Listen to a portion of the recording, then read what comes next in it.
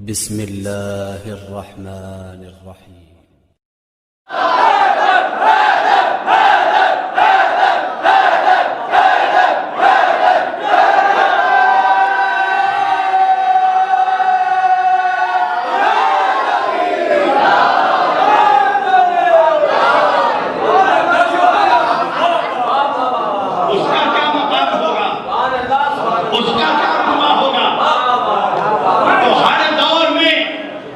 इमामत की जरूरत रही, बस मैं आ रहा हूं, समेट रहा हूं। हर दौर में जब मुश्किल पड़ी तब मुश्किल कुशा की जरूरत महसूस हुई। एक वाकया याद आ रहा है और कसम खुदा की अपने मौला की अजमत पर नाज करना और उनकी मोहब्बत पर कसम खुदा की 2 रकात शुक्राना इसलिए अदा पढ़ना रोजाना कि अल्लाह ने तुम्हें और हमें अली जैसा पीर अता किया है।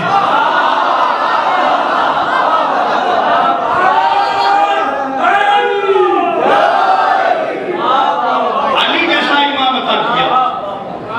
ये तो अहले सुन्नत में भी कोई डिस्प्यूट नहीं कि मौला का कमाल ये था कि मौला जब घोड़े पर बैठते थे, सब खैरियत को है भाई, बिल्कुल मत घबराना, हम बहुत वाले नहीं, खैबर वाले हैं।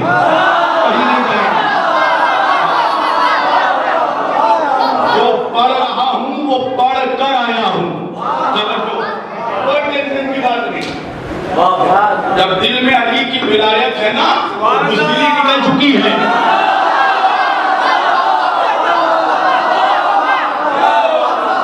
अली का चाहने वाला डरपोक नहीं होता। यही सबब है कि मैं खाली बंद मकान में अली अली नहीं करता हूँ, खुले मैदान में भी अली अली करता हूँ।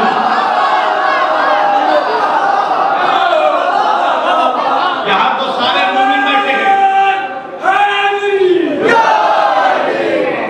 यहाँ तो सब मोमिन हैं, सब अपने हैं। अपनों के दरमियान बैठकर अली अली करना कोई बहुत बड़ा कमाल नहीं है। मैंने 2 फ्लेवर दिया। मजा तो तब आता है जब हजारों का मजमा हो मुनाफिकों का।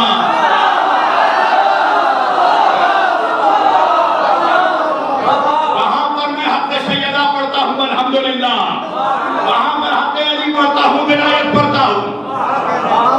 हम ऐसी विलायत को मानते हैं कि जो सिर्फ मकान में ना हो, खुले मैदान में भी हो, इसलिए कि विलायत का ऐलान मकान में नहीं मैदान में हुआ था।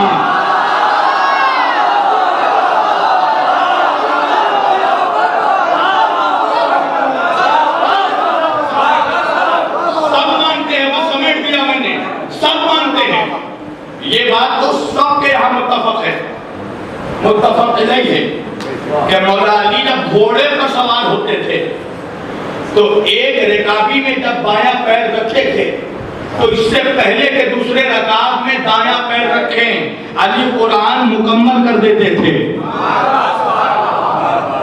लोग पूछने लगे ये कैसे हो गया? एक रिकाबी से दूसरे रिकाबी पर पैर रखा और कुरान मुकम्मल हो गया। मैंने कहा शायद अली ने अपना ही नाम ले लिया हो।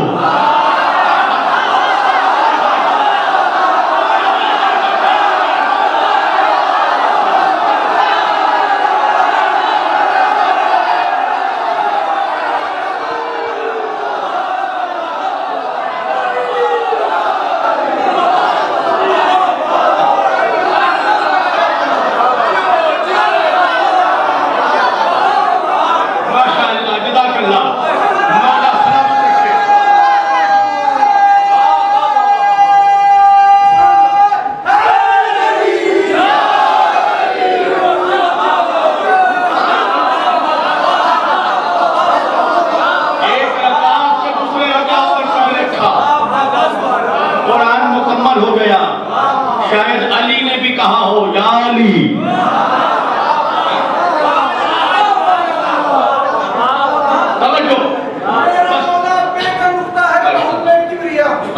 मेरा मौला बेकानूता है बहुत में किबरिया, ताकि उसको मजहरे ज़ाते जली कहना पड़े और इसलिए बिस्मिल्लाह शामिल हर कर दिया हर काम में जो बशर अल्लाह कहे पहले अली का।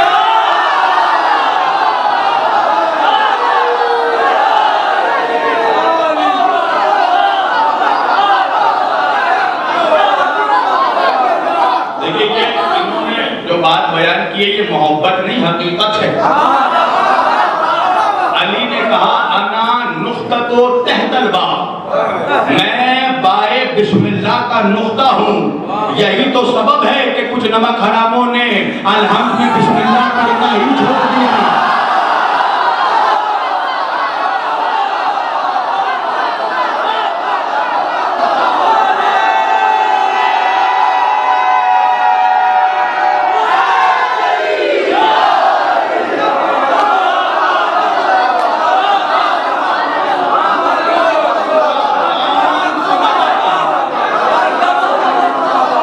पूरा कुरान समझ आता है बिस्मिल्लाह के नुक्ते में।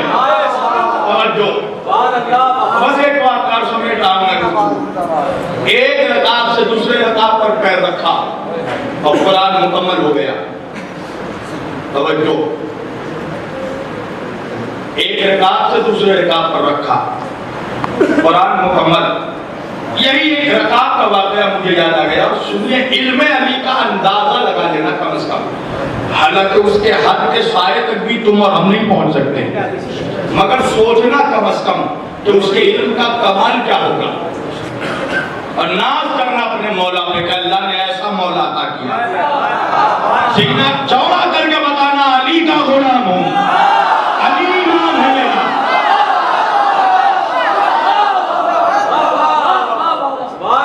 वाकया ये है कि अली एक मरतबा घोड़े पर बैठ रहे थे।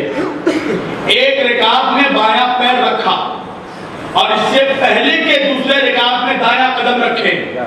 एक औरत आई और उसने मौला से कहा, या अली मैं बहुत परेशान हूं, मेरे साथ इंसाफ कीजिए, बड़ी बेइंसाफी हुई है। अली ने कहा, बता क्या हुआ।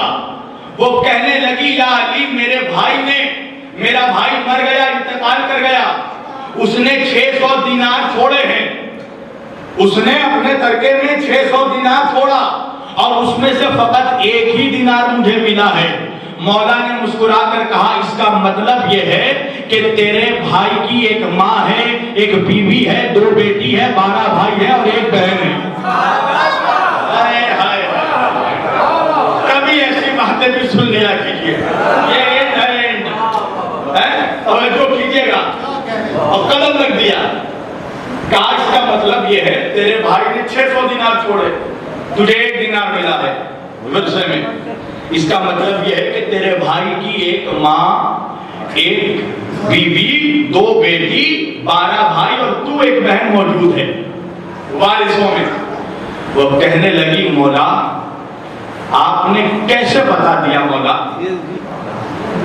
मैं तो शायद आपसे इससे पहले मिली तक नहीं, और आपको पूरे मेरे खानदान का शजरा मालूम है। मैंने कहा, अरे ये तो अली है, अली की जुल्फ़कार को भी शजरा मालूम था।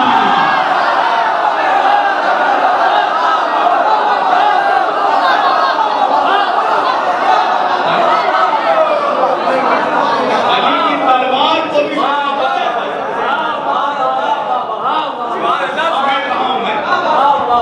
कहने लगी, मौला आपने बिल्कुल सही और दुरुस्त बताया, मगर बताइए मौला कि ये तफसील कैसे हुआ? मौला ने कहा, सुन, तेरे भाई की 2 बेटी है और बेटी का हक विरसे में 2/3 होता है, 2/3। तो 2 बेटी को 200 दिनार मिले, टोटल 400 दिनार मिले। बेटियों को, बेटा मौजूद नहीं है, 200 दिनार, 400 दिनार मिले। कहा कि मां का हक, जी मां का हक शरीयत में 4था है, 4/3 है। का उसकी मां को 100 दिनार मिले। का बीवी का हक 8वां है, बीवी को 75 दिनार मिले, 75। बचे 25 दिनार। तेरे 12 भाई हैं, मर्द का हिस्सा शरीयत में दोहरा है। 12 को 2 सिक्के मिल गए, 2 दिनार, 24 हो गए। बचा 1 जो तुझे मिल गया।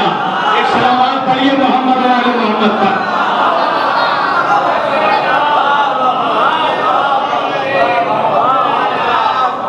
और सब खुदा की, उसके इल्म के सरहदों तक कोई नहीं पहुंच सकता। आज 17 सफर है।